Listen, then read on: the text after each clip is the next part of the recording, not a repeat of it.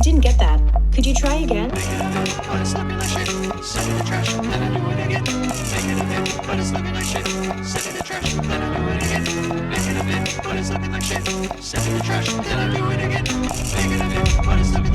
understand. Josh! I made meatloaf! Mark, I'm editing.